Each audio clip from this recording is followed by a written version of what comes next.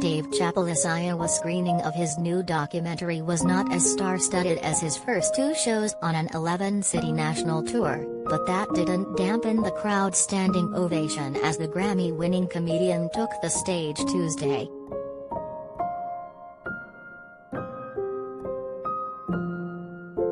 "A lot of people wonder why I'm coming to Des Moines," said Chappelle after launching into a stand-up act for the 5,600 attendees at Wells Fargo Arena. "I'll tell you the truth, it's because you pick presidents. And you do a terrible job."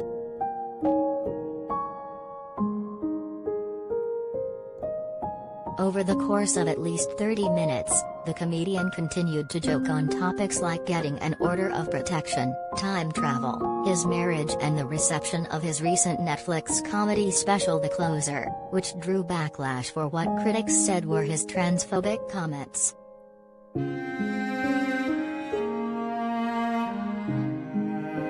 "Boy, I went too far with The Closer," Chappelle said. "The trans always get mad, but this time I did it."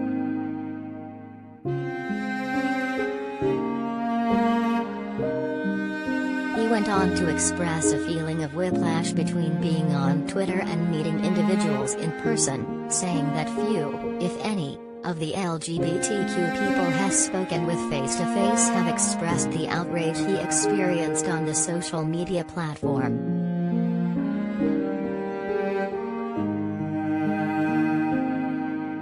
"Be kind to everyone," he advised his audience.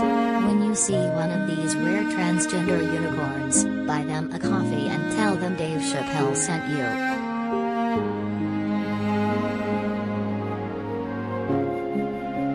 Dave Chappelle launches film tour, ignoring outrage over trans comments.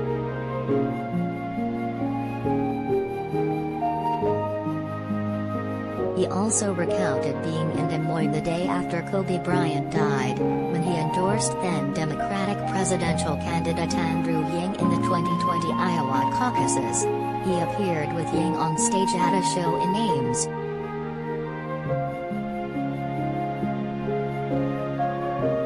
"I've never been here and not had fun. But, no matter what your governor says, coronavirus is real," Chappelle told the Des Moines crowd, taking a jab at Republican Governor Kim Reynolds' handling of the COVID-19 pandemic. Audience members at his show were required to show proof of vaccination or a negative COVID-19 test within the previous 72 hours.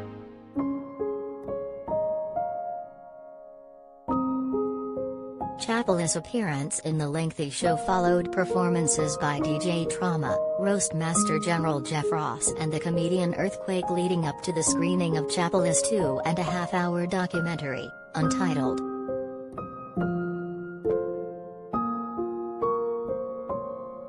Netflix's support of Dave Chappelle is setting a dangerous precedent. Here's why.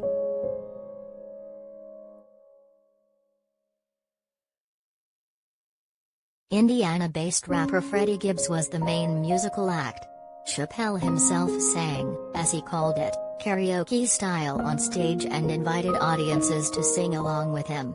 He even invited one of his own bodyguards to show off a surprisingly strong singing voice.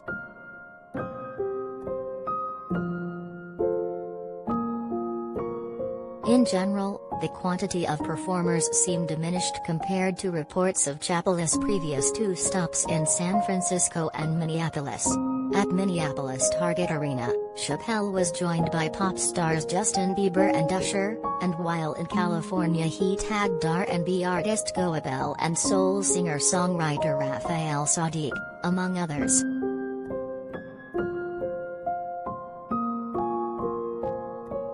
Dave Chappelle is accused of punching down in The Closer. How can comedy go up from here?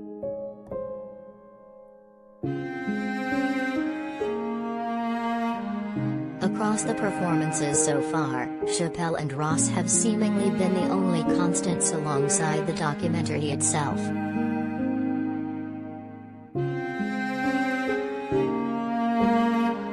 Untitled depicts Chappelle's experiences during the 2020 COVID-19 lockdown as he began doing live performances in a cornfield near his hometown of Yellow Springs, Ohio. The documentary, which debuted to critical acclaim at New York's Tribeca Film Festival in June, includes appearances by a slew of comedians who contributed to his shows, including Chris Rock, Jon Stewart, and Tiffany Haddish.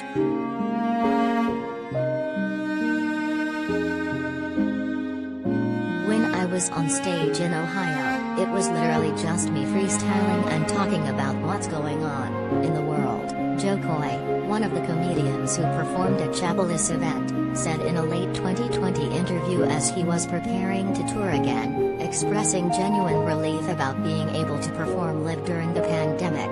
If anyone knows laughs, it's comedians, and you always know if the audience is laughing because it's the end of the joke or if it's because they're feeling it.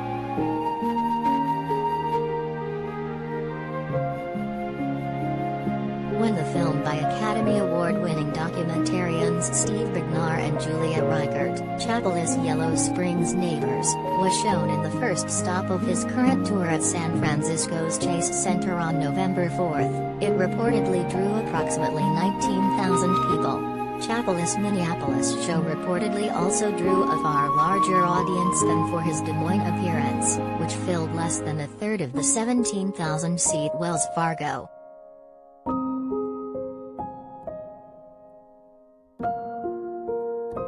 Tuesday's show was a no-cell-phone affair, with attendees required to place their mobile devices in locked pouches for the duration. Shortly before the show, Wells Fargo management also informed a reporter with the Des Moines Register, part of the USA Today network, that Chappelle representatives also had banned notebooks.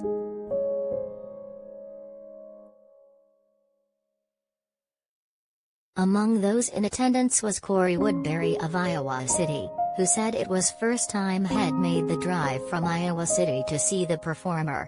He said it was worth it.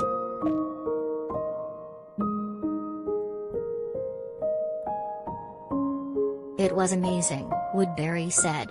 I love the documentary, it's much needed for the world. We need a good laugh for sure.